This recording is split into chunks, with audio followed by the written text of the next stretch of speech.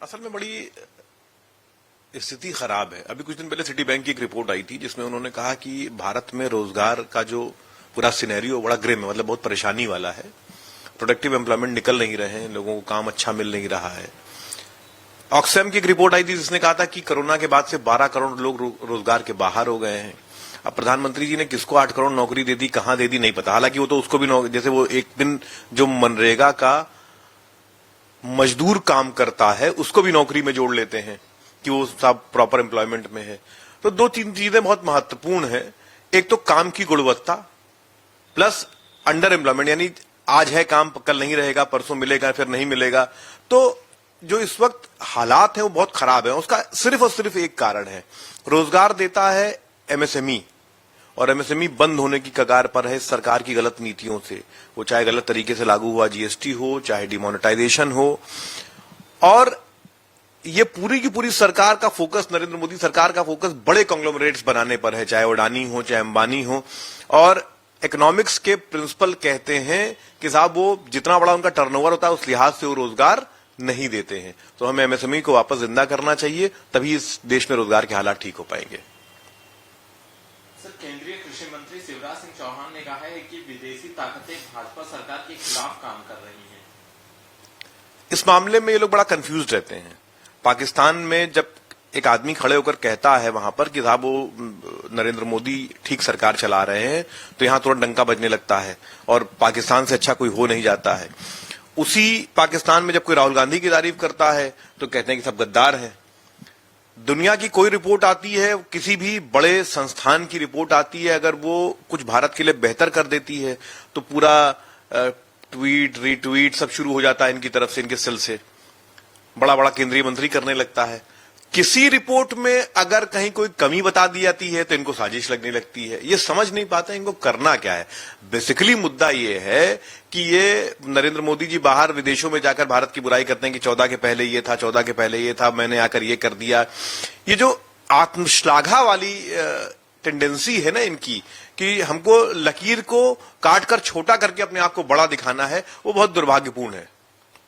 Sir, Pappu Yadav ने कांग्रेस से राजद की हार के बाद राष्ट्रीय जनता दल से दूर जाने का आग्रह किया, नई राजनीतिक स्थिति का हवाला दिया। अब ये पप्पू यादव जी का अपना निजी बयान है, इस पर मैं बहुत कुछ कह नहीं सकता। बंगाल में मतवा से के गढ़ में भाजपा की उपचुनाव में 4 सीटों पर जीत दर्ज की है। देखिए, कल हुए 7 स्टेट्स में 13 सीटों में गठबंधन ने 10 सीटें जीत ली हैं।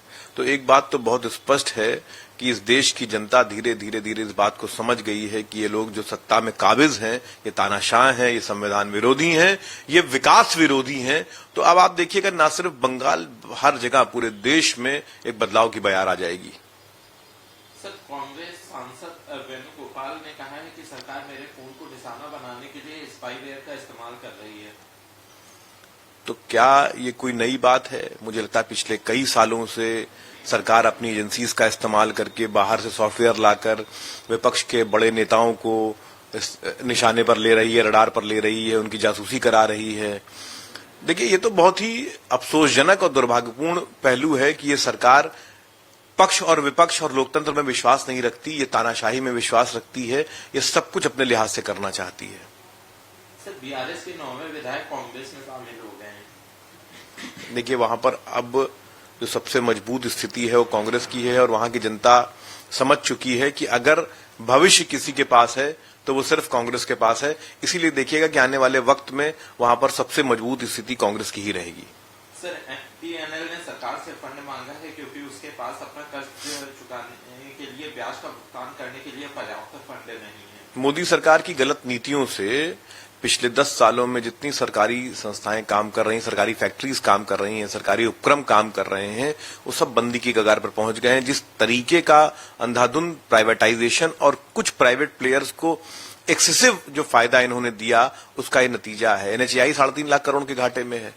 तो लगभग सारे उपक्रम घाटे में चल रहे हैं। और मोदी सरकार की जो, अच्छा, ये इसको प्राइवेटाइजेशन भी मत कहिए, कुछ लोगों के प्रति जो असीम मोह है इनका, उसने इस देश की अर्थव्यवस्था को बर्बाद कर दिया। सर, बीजेपी की आज लखनऊ में प्रदेश कार्य समिति की बैठक हो रही है, जिसमें भूपेंद्र चौधरी और योगी आदित्यनाथ समेत तमाम लोग शामिल होंगे। ऐसे में माना बताया जा रहा है कि पार्टी के अंदर खेमे की विरोधाभास की आवाज बुलंद हो सकती है। देखिए, विरोधाभास तो है ही। अगर आपको याद होगा तो पहली बार इस आजाद भारत में हुआ था कि किसी मुख्यमंत्री के सामने उसके अपने ही विधायक विधानसभा में 150 से ऊपर विधायक धरने पर बैठ गए थे।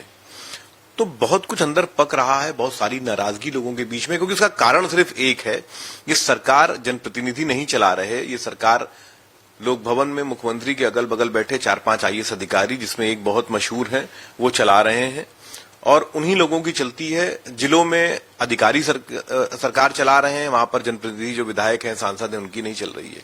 सवाल इस बात का है, जनता के वोटों, जनता के मतों से चुने हुए जनप्रतिनिधियों की अगर कुछ सुनी नहीं जाएगी और अधिकारी सरकार चलाएंगे तो जरूरत क्या है लोकतंत्र की फिर। अगर आप ये वीडियो YouTube पर देख रहे हैं तो हमारे चैनल को सब्सक्राइब करें और बेल आइकन को दबाना ना भूलें। अगर आप Facebook पर ये वीडियो देख रहे हैं तो हमारे पेज को लाइक करें।